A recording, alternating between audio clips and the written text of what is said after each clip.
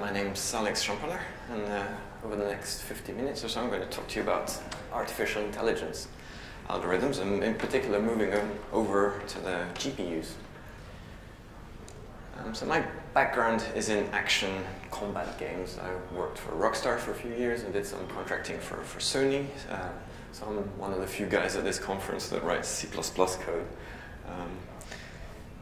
Actually, I've spent about 12 years working on Game AI overall and organizing lots of conferences, the Game AI conference, and presenting lots of different topics. And of all those topics, this is probably one of the more forward-looking or least currently applicable, but I find it the most exciting one. And the reason for that is that it was part of a research project, an EU research project. So we were paid to look into the implications of new hardware on current algorithms and how to redesign algorithms to work on new hardware. So my company, AI Game Dev, we have the AI expertise, and we work closely with a consortium of companies, including CodePlay, who do all the GPU side of things, the drivers, the compilers. Special thanks in particular to Andrew and Paul for all their insights and helping with this presentation as well.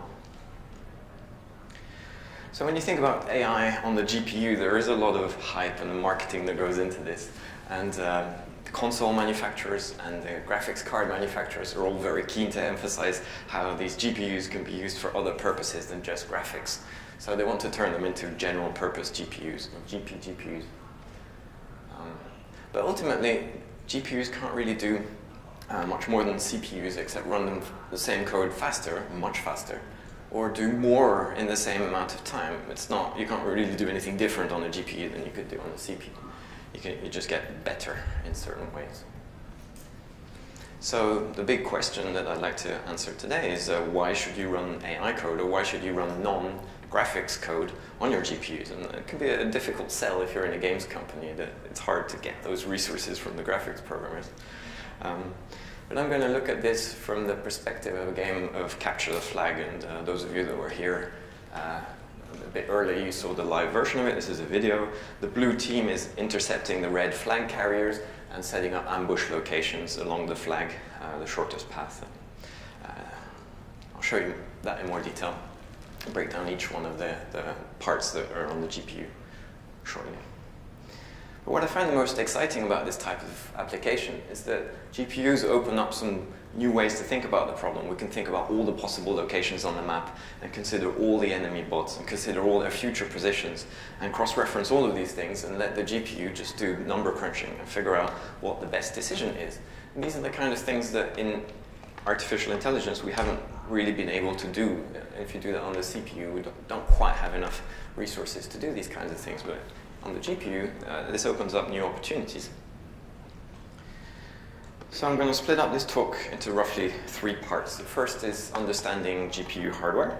Then we'll look at the more software side of things and compute languages in general, and in particular OpenCL.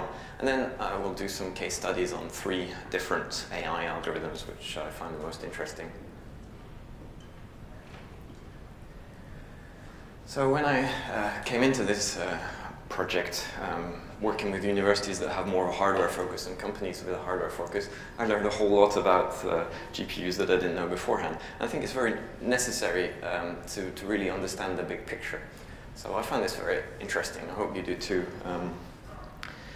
This is something you probably already know, that the clock frequency of most PCs, in fact all the ones that are available for the past 10 years, has kind of plateaued out at 3 gigahertz. And you can occasionally go higher up than 3 gigahertz, but that's turbo boost, and it's only for very short periods of time.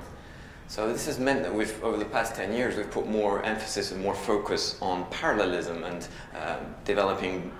making the most out of the CPUs that we can build. And the big reason for that is power. So on the one hand you have performance, and on the other hand you have power. And the two go hand in hand. If you have more power, then you can boost performance, and vice versa. If you have high performance and you want to reduce power, you can just drop your algorithm, slow it down a bit, and it will consume less power. So if we look at the graph of power consumption, it's very similar, and it reflects the same things that we learned from the clock frequency of the CPUs. And this spike up here is basically the Xbox 360 and the PS3. Those are the more power-consuming devices that were built in the past 10 years. This is a graph that I borrowed from Andrew Richards from CodePlay. And this new spike here is the new consoles, and the new versions of the new consoles are also trending downwards again. So there's a trend downwards in terms of the power consumption. And some interesting horror stories that are about devices that were built to work at 500 watts, but none of the distributors ever wanted to sell those. So it was a difficult time for chip manufacturers that had to take all their mobile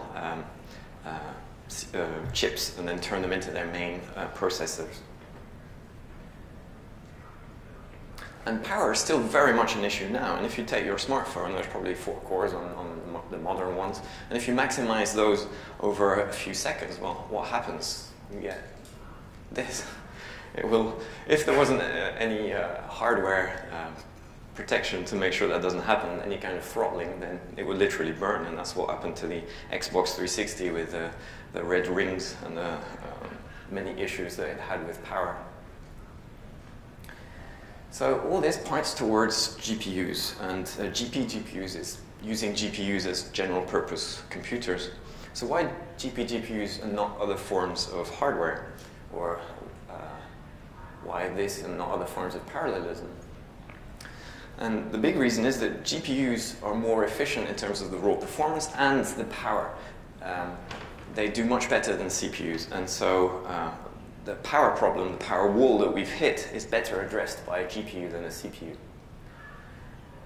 And the reason for that is that the GPU gives you better control over where your data lives in memory. So you can say, I want my data and bring it in very close to the actual computation, and that will take very little power to make that happen. Or you can have it a step removed in the work group, and that takes a little bit more power. You could have it on the device memory, or you can have it in system memory. And working with a GPU, you have that kind of control, which means you can reduce your power or increase your performance in a way that a CPU doesn't really give you as much control over. The third big reason that GPUs are very important is that you don't interact with a GPU directly. You never write assembly code for a GPU. You write a shader or an OpenCL file, and that gets compiled by the driver into the underlying representation, the machine code that's necessary for the GPU to run, but you never see that. So that layer of abstraction allows the hardware manufacturers to make innovations and come up with new instruction sets and new tricks that improve performance over time, and they regularly do. Things change quite quickly. Different companies have different philosophies, and they will do so and innovate quite quickly. And the last big reason why GPUs are very important is because there's a healthy competition for GPUs. You can take existing games and boost the resolution by a factor of 2 or 4, and that is a good reason to sell a GPU. And with Retina displays, there is a thriving market for more powerful and better performing GPUs.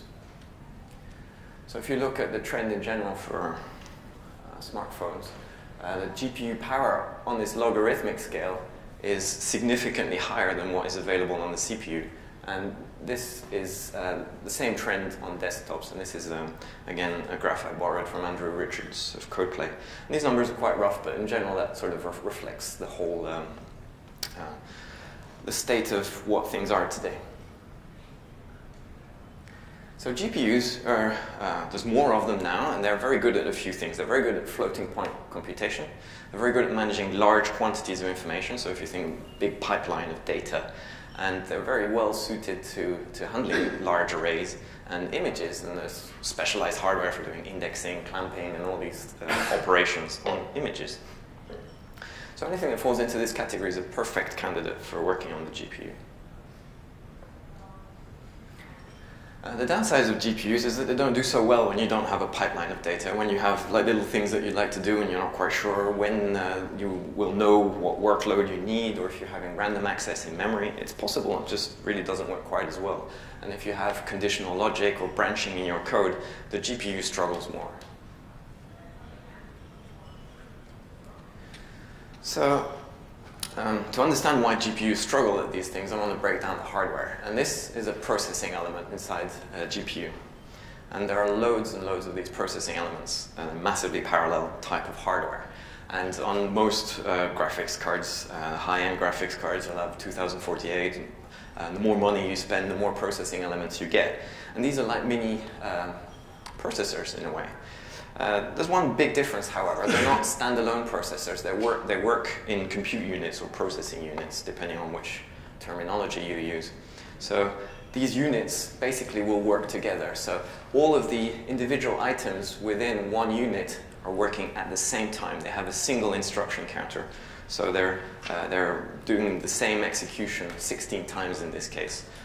So if one if one processing element needs to go down one branch of an if condition, then everyone goes along for the ride with that. And then the else is also taken by every single processing element inside the compute unit. So this lockstep execution is why branching code is not very efficient on GPUs, and you have to be very careful. So from the software side, to make the most of this, you'll basically create a bunch of little work items or data packages. And you can describe your computation as a work item, that's a function that needs to be run. And then you pass it over to the driver, and it will just assign these onto these processing elements and figure out how to do that. In this case, we don't necessarily need to have as many work items as we have processing elements. We can leave some free, or we can completely saturate the GPU and give it lots to do, and that's ideally the best case. So in this case, we give it lots and lots of work groups, and work groups are collections of work items. So there's a loose mapping between the OpenCL software side and the hardware side. So the work items correspond to the processing elements, the work groups correspond to the compute units. So you have some control over that. But in general, the hardware will schedule things as necessary. So that covers the hardware side of things. Now let's look at the other side of the equation, the software and compute languages in general, and OpenCL. So you're all familiar with shaders. This is a great graphics shader from the guy who created Shader Toy, the guy who goes by the handle IQ. And every pixel is doing a little piece of computation, ray tracing, and bouncing off and figuring out what light is affecting that pixel. And it's an amazing amount of computation that goes into creating this image. So I'm sure you could imagine, well, how can we take this and leverage it and make it work for AI? And this is another shader that's on Shader Toy. And it's a more behavioral shader. It's doing the same types of computations per pixel. So for every pixel, this shader is deciding where's the position of all the legs, and does this particular camera ray intersect with the leg. And so we're doing a whole lot of computation here just to draw this simple spider on a per pixel basis. So, and that's the title of my talk, basically going beyond shaders for AI, that we can do better than brute force per pixel calculation of everything in the scene. Using things like compute languages and OpenCL, you get better runtime performance. You can take all your shared data, all that AK information for the legs, the position of the body. We can calculate that once. We can store that separately. We can do different computations for each pixel, which would reuse that common data. And in general, we have a lot more control over the memory and the execution, which means that we can write much more efficient software and then actually read data back from the graphics card, which helps us build more interesting applications. So in terms of interesting applications that use OpenCL, the latest Adobe Premiere Pro can basically do real-time processing of 4K images and videos, actually, and applying filters and operations on that. And it does that by using OpenCL to do those heavy computations on the GPU. Civilization 5 for Mac. It apparently uses OpenCL, and that's what they announced. There's not very many details about this, but the computation is offloaded as well to OpenCL, because on Mac that's available by default, so they can do a pretty good job of that. And at Avalanche, a game studio in Sweden, they use OpenCL in their tools, I believe for landscape processing, and they're working on a game called Mad Max, which will be out next year sometime.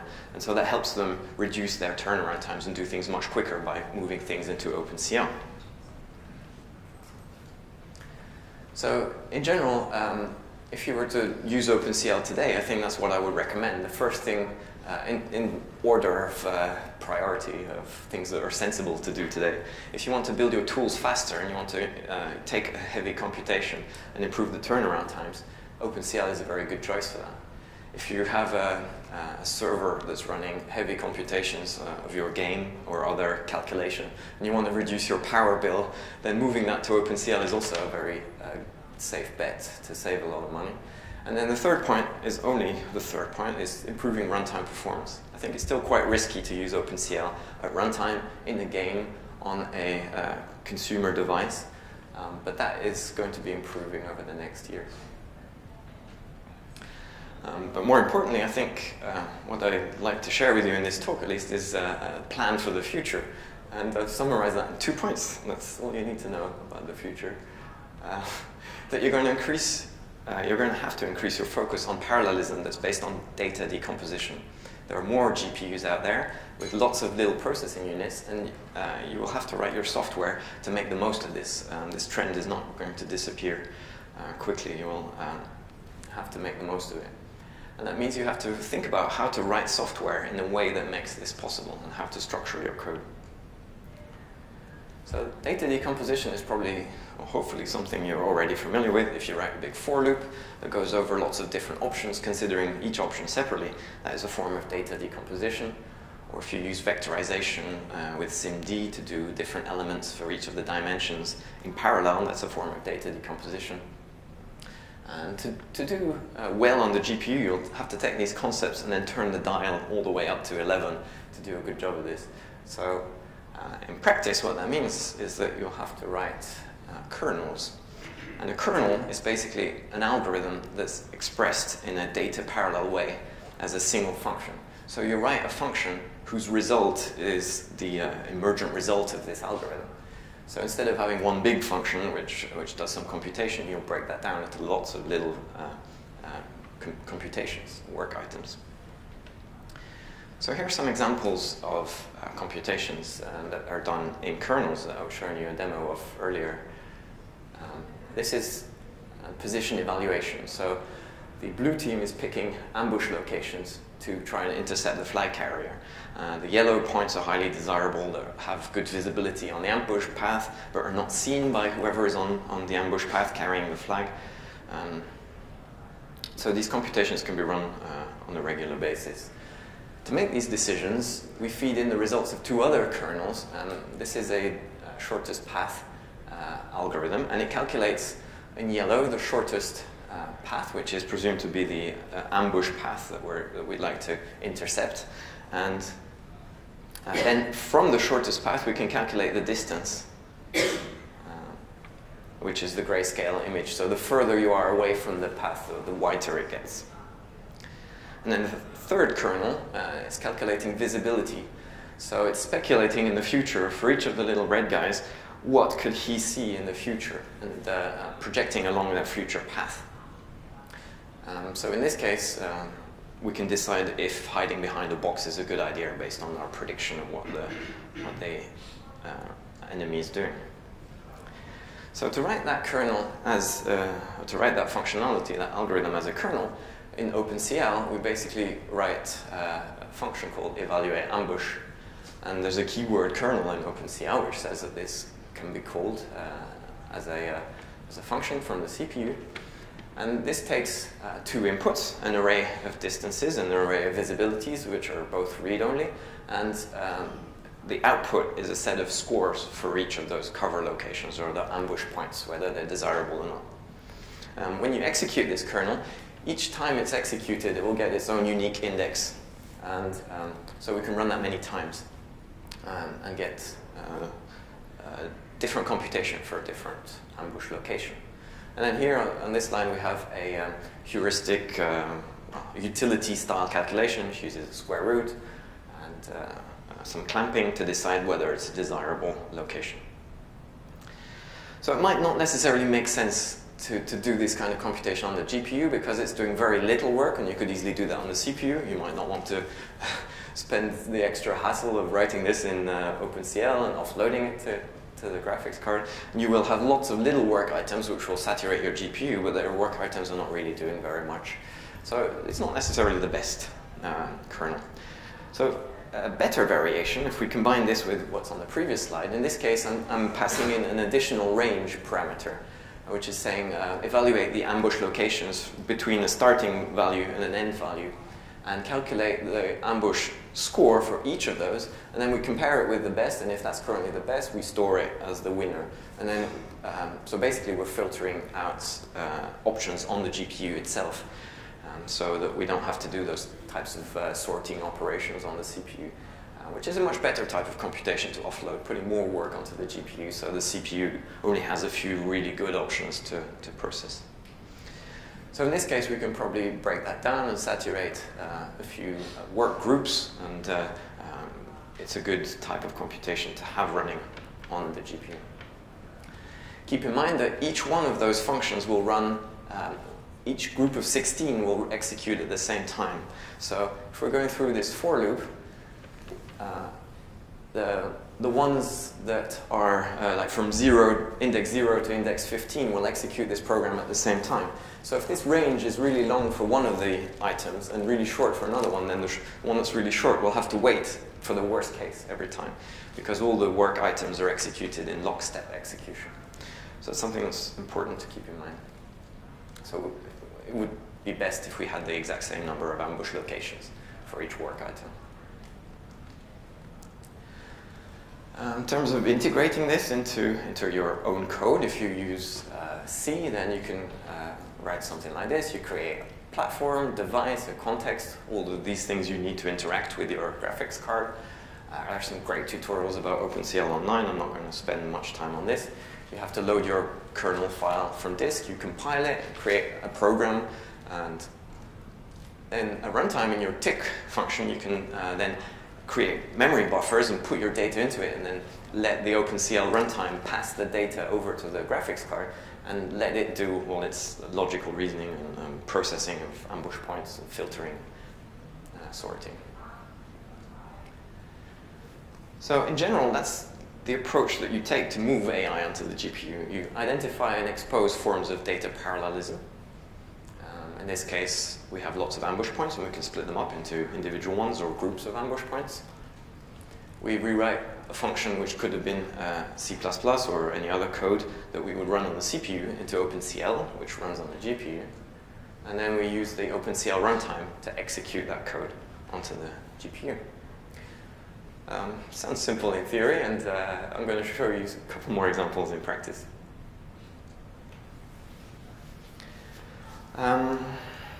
So, actually, based on that really quick overview of OpenCL, I want to ask you a question. Do you think that an A* search algorithm would run on the GPU? Raise your hand if you think, yes, it will run on the GPU. Okay, raise your hand if no, if you don't think it will run on the GPU. Okay, actually, mostly no's. The answer is yes, it does run. OpenCL is a form of C99. It has a few limitations. But yes, you can write a search algorithm in C, obviously, and it's relatively easy to write. You just need to implement a bunch of functions for priority queues, push this into this heap, and then pop something off the heap. And so, yes, it does actually work on the GPU. Follow-up question. Do you think an A* search is faster on the GPU? Raise your hand if you think it's faster. Okay. And do you think it's slower? Raise your hand if you think it's slower. So about 3 times as many think it's slower. It is actually slower. In the case of capture the flag, we measured it 73 times slower. It depends a lot. There is a lot of variation. Sometimes we measured it over 100 times slower. Depends on the size of the graph and exactly how. There are certain searches that will not run on the GPU because they're too big. They don't fit into memory.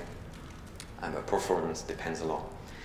However, if you run many, many searches in parallel, it can be up to twice faster, and it has to be very special conditions for it to run twice faster. If you have lots of very similar searches that have very similar length, then you can really make the most of the GPUs. Otherwise, it tends to be a bit slower. And there's a lot of research being done into this, taking A* and making it fast on the GPU, but it's not necessarily the most productive way to spend your time. So this is a graph showing the performance as you increase the number of A* queries. If you have like 2048 queries, this is how fast it will execute. And this is the linear scale, so it grows much quicker, or much, it grows sublinearly until it crashes. Like here, you'll run out of memory at some stage and it won't stop working. No. But if we zoom into this, you'll see there's some steps on a regular basis, I think 256 and 512. And these are basically properties of the hardware that we can measure by running this algorithm on the GPUs. So as we do a search number 255, it still only needs 16 work groups, say. But when you do number 256, you'll need an extra work group, and so it gets an extra jump in computation time. So you can measure that in your hardware, and there are API queries to tell you exactly how it will deal with things. But it's interesting to see that the time measurements actually reflect what the APIs tell you.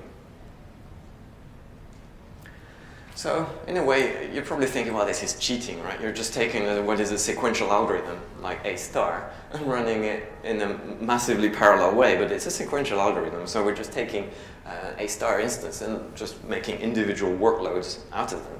And, well, I think it's a fair thing to do, because you can just take almost any C code, even if it's serial code, and just move it over to the GPU. And the only thing to keep in mind is that your work groups will have the worst case performance. So you have to be very careful about grouping together your different workloads. Another thing to keep in mind is that A star takes a lot of memory. So in each work group, you may only be able to run 2 or 4 out of 16 or 32. So you can't maximize your use of the GPU hardware with an advanced memory-hungry algorithm. But this approach of using what is a sequential algorithm is used very often in ray tracing, and we saw a pixel shader earlier. Pixel shader, every single pixel is tracing those. It's tracing. That's my train of thought. So ray tracing is basically massively parallel. As well, but sequential algorithms run on every work item. So if you have a voxelized representation of your world like this one, described as mini cubes that you can trace your arrays through, then it makes perfect sense to think of that as, even though they're sequential algorithm to trace array, to do that in massively parallel. So one way to do that, there's an algorithm called Digital Differencing Analyser, DDA for short. And it has some nice properties. It's basically a sub-voxel accurate line tracing algorithm. So if you clip the corner of a voxel, it will tell you, and it's very accurate, and it works well on the GPU. If you were to grab the code, the pseudocode, and implement it in C, it would look a bit like this. It doesn't matter too much what it's doing. You can find this code online. And then when you plug it in and send it over to the GPU, we'll give you this. So this is one of our capture the flag maps, for example. And so we've implemented lots of different variations of this algorithm. And this is doing a bunch of ray traces together as a wave, basically doing it faster. So we do it on a 2D based image, but you can do it on a 2.5D image as well, and tracing all these images and finding if one point is visible from another point. So even though things like A star or raycasting are sequential algorithms and have lots of branching logic, or random access, in fact, it still makes sense to put them on the GPU in some cases. It's a big lesson to learn here. So now I'd like to focus a bit more on the parallel side. We've done a bunch of sequential algorithms and put them onto the GPU, and they work surprisingly well. But we can also do, we'll take the next step, and the next step is effectively to make things even more parallel. And a data parallel algorithm is going to break up its workload into multiple different work items. So in this case, we could have a group of 16 different workloads, which is making up the result of for example, a pathfinding algorithm. We can do those at the same time. So writing this type of algorithm takes a very different mindset, and you might have to grab one of your computer science books off the shelves and then dust it off and find some old algorithms from the 50s or the 60s, things that we've discarded because they were slower on sequential hardware. But now they make sense again on parallel hardware. So taking that different approach means that you often get a lot of data for free. You're doing a lot of extra computation, but you get a lot of extra results out of it. And for AI, that's a good thing because you can generally use that to improve the quality of your decisions and make better decisions about the world. So if you were to take a more sequential type algorithm, finding a path from A to B, it's called a single pair pathfind, it would look like this yellow line, that is a single pair. But if you were to use a more data parallel approach, you could treat that as a single source algorithm, which basically finds the path of all the cells in this particular grid to any point. So in this case, we're finding the distance to the yellow path, and that gives us a sense of how far we are from the path that we're trying to ambush. So the darker it is, the closer we are to this path, and the bots can then say, well, am I within 5 meters of this path? And you can do a query based on this. So the algorithm that we use for that is called Bellman-Ford-Moore.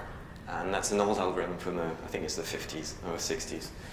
It was invented by 3 guys. I'm sure you can guess their names. It works on the grid, on a 2D grid like this, but it also works on graphs. So if you have a graph-based data structure, this is a waypoint type network. You can have a navigation mesh that's based on polygons.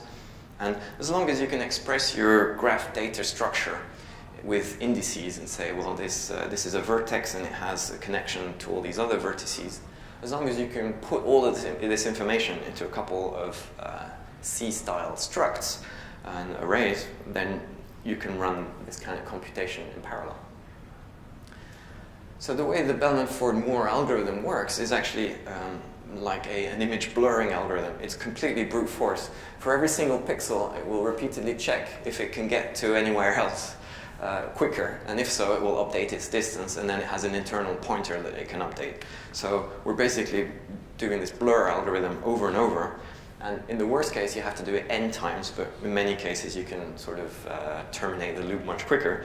So it's kind of an extreme brute force, but it's very, very well suited to the GPUs. It works on the graph as well. You just check all the neighbors. Can I get to the goal location quicker by my neighbor? If so, I update my distance. The thing about the Bellman-Ford-Moore algorithm and most types of parallel algorithms is that they require some types of synchronization and coordination. So if you're doing pathfinding, you will need to update each one of these nodes at the same time. If you don't update them in lockstep, then you may not get accurate results, or you don't know how long you need to continue until everything is converged. So if you're okay with having suboptimal results, you don't need to execute in synchronized iterations. But if you want high quality, guaranteed to be correct results, you have to synchronize each of the iterations. And that kind of synchronization or coordination between the different processing elements is something that you can't do in shaders. When you're rendering something on a pixel, you can't ask what the neighboring pixel is doing. Whereas with a compute language like OpenCL, you can do this kind of synchronization and coordination. So if we're to take a more architectural approach of the algorithm, the way that it works, it takes the graph data structures, like these structs of arrays, and copies them into the GPU's memory or the work group or the compute unit. And then we wait for each of the work items to finish doing their local blur step, basically. And then we keep doing those in synchronized iterations. And then once we're done, we can copy the results back over to the CPU. And this works fine as long as you have enough memory to put your graph inside a single compute unit.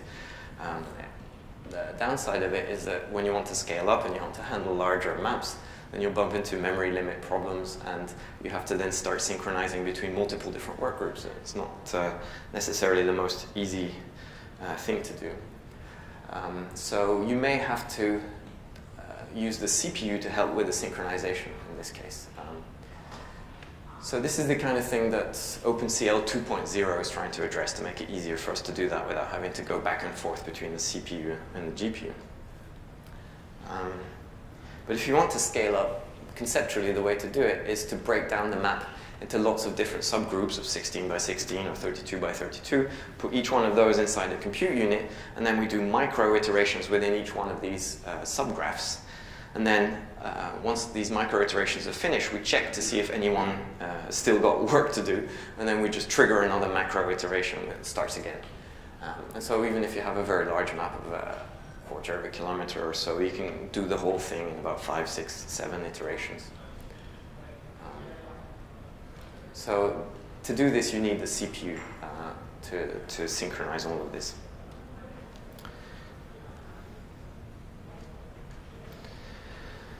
So in general, writing efficient AI algorithms and making use of the GPU involves trading off three different things. You have to first consider the fact that GPUs are not very good at branching logic, and they have to execute the worst case for every single processing element, so they have to go down every single if branch, even if that unit is turned off. The GPU, the interaction with the GPU via the driver has a measurable overhead, and so every time you make a request, it will cost you. So you have to really take that into account. And then if you have to prepare the data on the CPU, then that will also require some time. And so you have to basically find a balance between all of these things to increase your performance or to reduce your power consumption. And this can take a bit of iterating, tweaking, tuning. So one piece of technology that's relatively new is the combination of OpenCL and C++ together. And this is exciting because it helps you iterate quicker. You can sort of find these trade-offs, find the balance easier by using C++. And instead of having to write something inside a C file and then the rest of your code is in your game engine in C#, you can write everything in a common language. And that is a standard called SYCL. It's a provisional standard from OpenCL. And it will be released soon, so we're working with some early versions of that. AMD has an open source version of this, which is still very early stages. But it means you can really strive towards this idea of heterogeneous computing, making the most of all your different devices that you have available.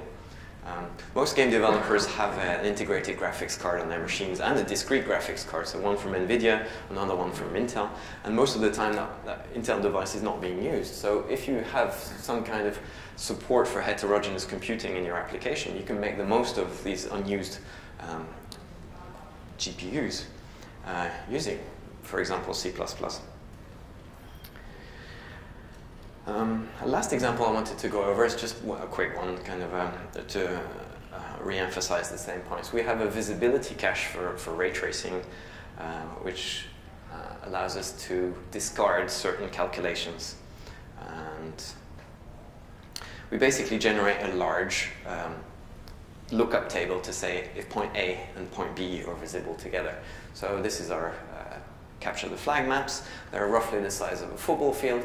And then for each pixel, we check if every other pixel is visible, and then we create a large lookup table. And this lookup table looks something like this. And if you zoom in, we basically have a version of the map for each of the pixels. Basically, it's an all pairs lookup table. And so the first versions we did of this took like a couple minutes to calculate. And if you offload these types of things on the GPU, you can get them down to a couple seconds. And so this whole thing in memory, we keep a compressed version of it. It takes a couple megabytes, and it really speeds up our runtime. So for us, it was worthwhile. And it's not necessarily something I'd recommend for everyone, but it's just one example of the kind of computation that you can get faster by multiple orders of magnitude by offloading that type of work to the GPU. So if you had to write this kind of thing in SYCL, C++, it looks like C++11. You have things like a command group, which takes an OpenCL queue, and then you have a bunch of accessors. You can say, please make this buffer here accessible to the GPU. And then with those accessors, you can say, well, I'd just like to do the following code inside a parallel 4. And this parallel 4 is basically a two-dimensional with grid height, grid width, and the work group sizes are 8 by 8. And then for that here, I've sort of expanded this out over here, and then we just do a brute force calculation of all the visibilities for all the pixels. And this is standard C++ code. It works. You just have to include some SYCL implementation, and you can get this to run relatively quickly on your GPUs. It takes much less effort to do that. The tech is still very early in its early stages, and we're working with one set of technologies still in alpha. It's been painful few months, but the last versions are getting much closer and much more fun to work with and very reliable. So it's something that we'll be using more of in the future. So to sum up, it's not magic. You can't just take something and put it on the CPU and then it's all of a sudden it's better. You just can accelerate certain things or get a bit more data in some cases. So the GPU is a resource that's available for you. And more importantly, GPUs are becoming more and more prevalent there. The ratio of computation power that you have available from a GPU versus a CPU is going to keep growing because of the power law, the power wall that we've hit that I mentioned in the introduction. And to prepare for the future, you need to think about data parallelism, how to structure your algorithms in a data parallel way, and how to write kernels like the ones I showed you. And actually also another takeaway is that many AI algorithms, both standard ones, even if they're sequential algorithms, can just work on the GPU. And with a bit of tuning, you can get them to work significantly faster.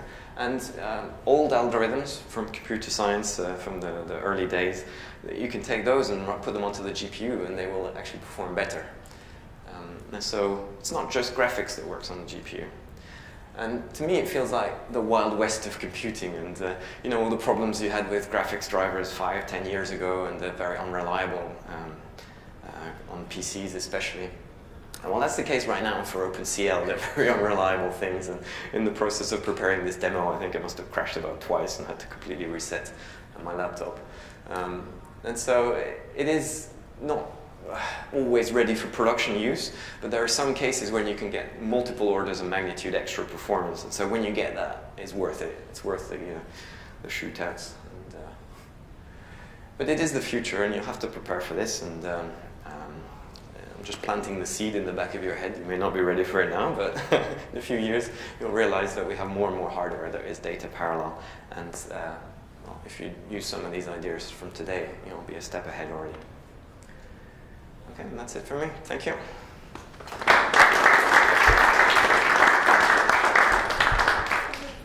Yeah, we've got time for questions if you have any. Yeah, at some point you said that you think it's risky to use OpenCL in a game on runtime and consuming bugs. Yeah. So I think the big problems are driver related, and you get widely different driver implementations. So Intel and AMD just recently have released some very good quality drivers, which I've been very impressed with, but they're not installed by default. You have to somehow get them to install it. It's the same problems that you had with graphics drivers before Steam automatically installed them for everybody. You're going to have to solve those problems. For things like consoles, it's much easier. You could do that because the hardware is available and you can make that investment, but your graphics programmers are probably going to be fighting for the GPU resources on consoles. There are a certain level of expectations of graphics quality on consoles. So there's a mindset change that may not happen this generation. So yeah, I think the risks are in terms of the deployment on drivers and installation of all that. I think it's much easier to control an environment on your own developers' machines. To speed up their tools, you have control of that environment, whereas you don't have control over your customer hardware.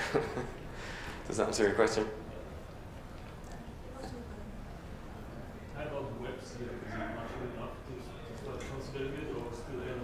I've not looked into WebCL. I don't know. If it's OpenCL on online, then it sounds good. I think you run into the same driver issues. WebGL nowadays is doing really good. Yeah. No, I know WebGL. I've just not used the CL version. So I think you'll still have the same issues. Oh, this guy doesn't have the latest drivers, and it's not installed on this guy's machine. And there'll be a small subset of people that can correctly work your program. But if the browser developers ship some OpenCL runtime with their browsers, and they take control of that environment, make sure there's a fallback mode to use the CPU if the GPU is not available. If they're doing that, then it's probably worth looking into. If they're not doing that yet, then you'll still have the deployment problems of getting it to run reliably on people's machines. You were doing the shortest path algorithm by splitting up the grid into several pieces. Yeah. And then you explained it like you're doing a blur over the individual pieces. How do you then handle the pieces on the edge? So there are two levels of the iterations. There's the the micro iteration, and then there's the macro. And they're all sharing the same memory. But within the group, I can tell if something has been dirty. So there's a dirty flag, basically, that says, oh, and if something has changed, then the CPU gets notified, and then we trigger another iteration. But all the memory is shared, so graphics cards are very good at storing very big textures. So even though the workload, the computation is split up into little bits, the underlying texture is still a very big bitmap. And so we load copies of that bitmap into local memory to make it faster and reduce power consumption. But then we can copy it back, so the data doesn't change. We just need to track that dirty flag and have the CPU trigger a new iteration. One thing, how do you partition? So if you're using part of the GPU, yeah. How do you say, okay, I'm going to use this, and how do you tell that, how do you say, okay, there's this much for graphics? I don't know. So on the consoles you have a very specific way to allocate compute units to do specific things, and I don't think they really thought about that too much with the the versions of OpenCL that are available today. In the standard, I'm sure there's a way to specify how you'd like to have it allocated, but well, so currently the way it works is basically you just tell the GPU to do stuff and it tries and does its best to schedule things, but it doesn't do a very good job. So the consoles have solved that problem by giving the developers lower level access. And I hope that something like OpenCL 2 has better control over that, so you can say, please run this on a couple work units. But that's not something we've been able to do on PCs with the current OpenCL. Yeah. How do you see the future of OpenCL? Because, for instance, on Android 4.3, there is no OpenCL support anymore. Yeah. In favor of RenderScript, so it will be changed to RenderScript. Yeah. On iOS, there is no OpenCL support either. There is more, I think Macbook should be the next API for GPU programming. How do you see that on mobile? So I think of all the compute languages, if one is to become dominant, it's OpenCL. So I think OpenCL, by being a standard and being supported by more hardware companies and manufacturers, it has the bigger chance. Google is very political about its use of RenderScript, and nobody really likes to work in RenderScript, but Google is very much encouraging people to use that. There are OpenCL implementations for mobile phones, they're just not allowed to enable them. You can actually, I think if you flash your phones, you can sometimes access the OpenCL implementation that is actually there, it's just not enabled. So I think it might take a few years for the politics to work themselves out. So it's not just a technical problem, but a political problem. And similarly, I think NVIDIA's dragging its feet with OpenCL. NVIDIA's got this vested interest with CUDA, and so the OpenCL implementation that you can get from NVIDIA is I think it's a 1.1 implementation, whereas everyone else is on 1.2 or 2.0. So there are some political issues to sort out. But I think if you're to invest in technology, it's best to invest in a more open standard. OpenCL is higher quality than RenderScript, for example. And CUDA, I think, is only NVIDIA specific, so you're kind of locking yourself in. But yeah, the political side of things is it's not great yet, but I imagine they will sort it out, because it's a problem that's not going away, and this is it will be here and we'll have to deal with it. And so I think OpenCL is the best choice. That's why we did all of this stuff in OpenCL. I expect most phone manufacturers will have a version of OpenCL at some stage in the future, but it's all about the politics of Google letting that happen. Any other questions? Okay, thank you very much.